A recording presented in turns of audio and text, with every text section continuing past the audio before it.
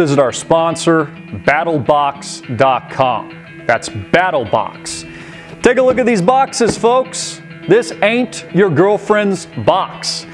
Subscribe today, and it's like Christmas at your doorstep once a month. Receive hand-picked tactical, survival, EDC, and other cool gear from some of the most innovative companies we could find. Kick-ass examples include concealed carry holsters, watches, hammocks, tactical belts, and more. Free shipping for Pro and Pro Plus subscribers. Subscribe today.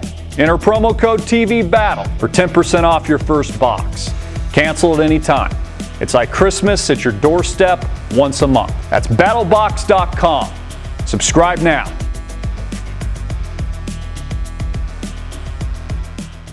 Hey everybody, I'm Christopher Greene, and you're tuning into AMTV, Alternative Media Television.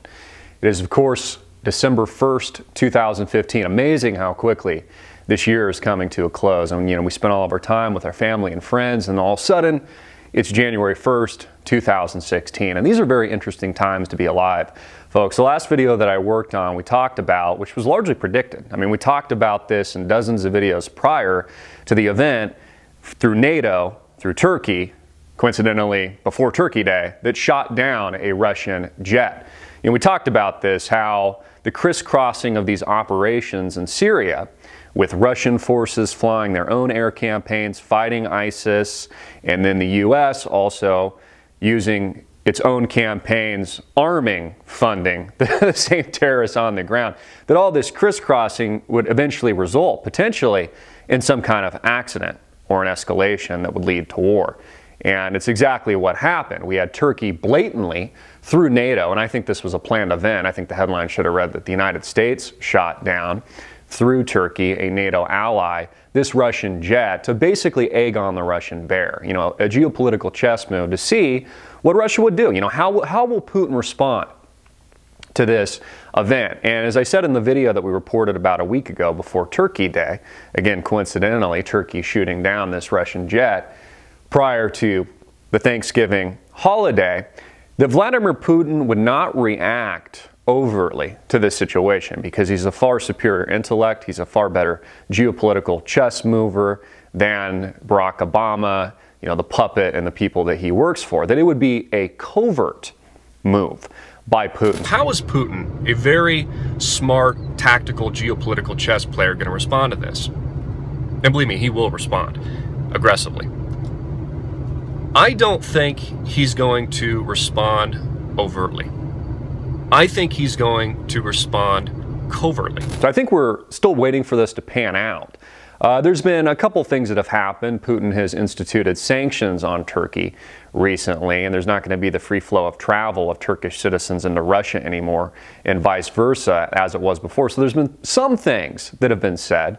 Putin has made a statement. This came out, I believe, today within the last 24 hours, that Turkey is purchasing oil from ISIS, from IS, or the Islamic State, which now it's, you know, it's gone from Al-Qaeda, now it's, and then it became ISIS, and then it was ISIL, and now it's just Islamic State. You know, CNN just kind of snowballs these words into the public consciousness. Again, ISIS didn't even exist like a year ago. It really just was a creation of Al-Qaeda, armed, funded by the United States federal government, to basically destabilize this part of the world. I mean, we've seen this in history, guys, countless times. I was actually watching a documentary, kind of this long feature set of Teddy Roosevelt, Theodore Roosevelt, and Franklin Delano Roosevelt, and they talked about how basically Teddy, through covert CIA operations before he was actually elected to the vice presidency and then later became president, that the United States have been arming, backing, funding the terrorists in Cuba on the ground to destabilize Cuba, to overthrow the government, what they called the regime. Again, this is all propaganda, the terminology. They'll always say regime of the governments they want to overthrow, and then it's a government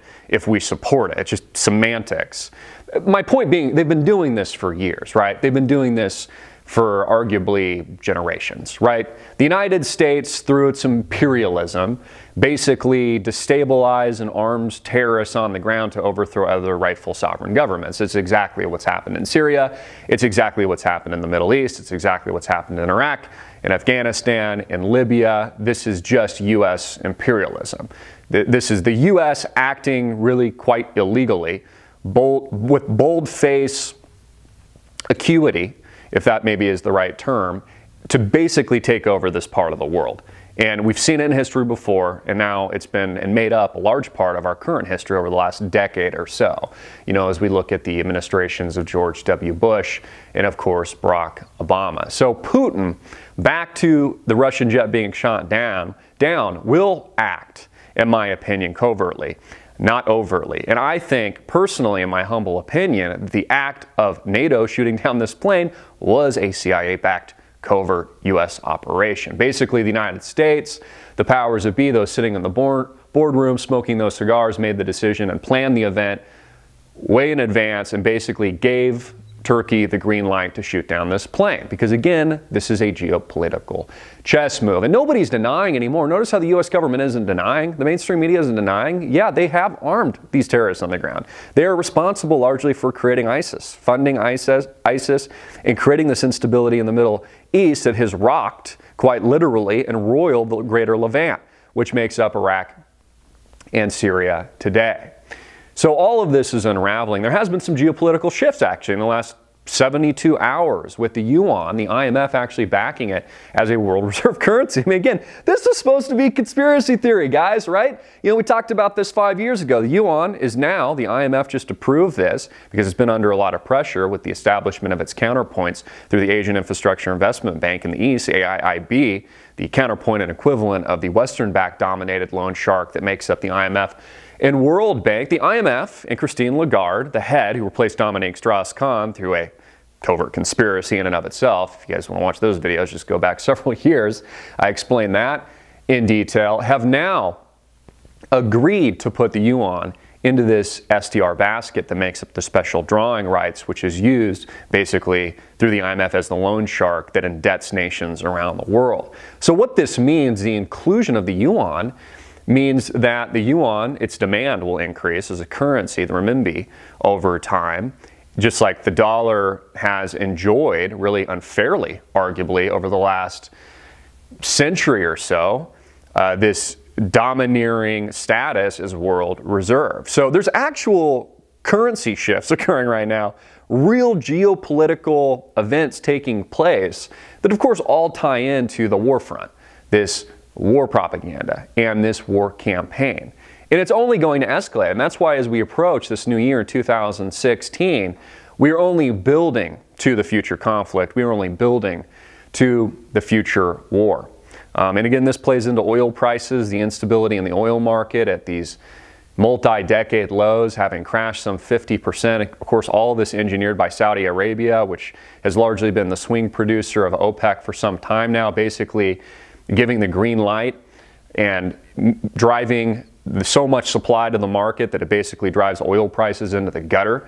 And the mainstream media will call this a conspiracy that the West would collude with its ally, Saudi Arabia, that we didn't invade post-September 11, 2001, even though they were responsible for it. According to the own declassified information, it was actually Saudi Arabian terrorists on board the plane had basically colluded with the U.S. and its Western counterparts to drive oil into the gutter to hurt Russia and Iran and places like Venezuela, which are experiencing extreme economic turmoil, and some of these places experiencing arguably hyperinflation right now.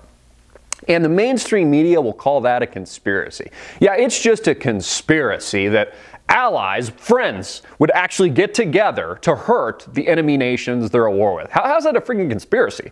That's just what enemies do.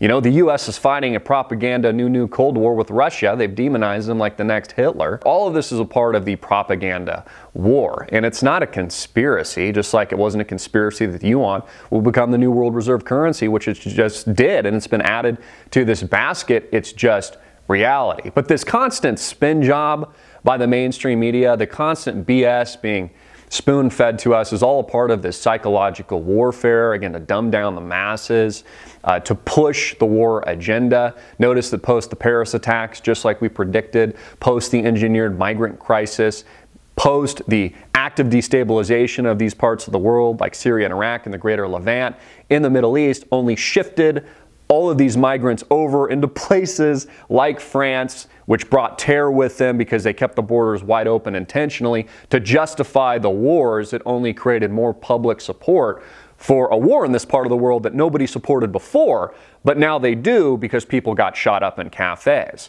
And nobody's discounting, these tragic events or the tragedy of these events, but it is of course all been engineered by these people. Again, no one's even denying. The mainstream media is not denying. Intelligence here in the United States is no longer denying. Western nations are no longer denying that they have been arming terrorists on the ground. They just call them moderate terrorists, but really they're just terrorists. I mean, again, there's no difference between the moderate terrorists cutting people's heads off and the extreme terrorists cutting people's heads off. They're both cutting people's heads off. They're both terrorists. They're both killing people. They're both maiming, murdering, and raping women and children. There is no difference. But again, this has been a part of the U.S.'s historical track record as an imperialist nation to basically create this kind of instability and these destabilizing events anywhere in the world they see fit. You see, if the United States doesn't view these other member nations as its puppet, or as a tool it can use, a lot of times they'll build these countries up and then they'll tear them down, or they'll build up these terrorist organizations like they have done with ISIS and Al-Qaeda, and then they'll tear them down. If they don't view it as serving their own purposes, they'll just take these countries out. And they'll do it through covert operations, which later become public, as is the case with ISIS, which now all this, of course, is factual information, not a conspiracy, but admitted. And again, they'll just do this time and time again. And it's amazing how the American people, Europeans, are just being goaded into this new war. I mean, people really are just idiots. I mean, let's be honest with each other, folks. People are just plain dumb, being goaded once again into another great crisis and another great war, which has only been caused through the instability and the destabilization effort that begun as a covert operation and is now right in front of all of our faces and plain for the world to see. And they want you to fight on the front lines. So again, this only builds to war. Expect more accidents, like I believe a planned event, but as the media sees it and pitches it to the American people and Europeans around the world, these accidents that only catalyze and lead to war, as was the case with the downing of this Russian jet. I fully expect Vladimir Putin to aggressively act covertly in response to this, and I am carefully watching his next move. Again, the East is no longer the rising East. They are just the dominating superpower of the world, now being included, the yuan being included as the world reserve currency. Expect demand for China goods, for their currency, for their economy, only to pick up steam in the coming years, and expect the United States, as it's already been doing, to fall from grace. And of course, the only reset button to this, all engineered by the West through egregious spending and massive amounts of debt, and this funny money that's been created through a private, criminally run Federal Reserve that's created an upside-down pyramid scheme that is now collapsing, only leads us to the next great conflict and the next great world war. I'm Christopher Greene. Get this video everywhere. Make it viral, hard-hitting in your face. Put your comment, question, suggestion in the comment box below. I'll try to respond. Peace.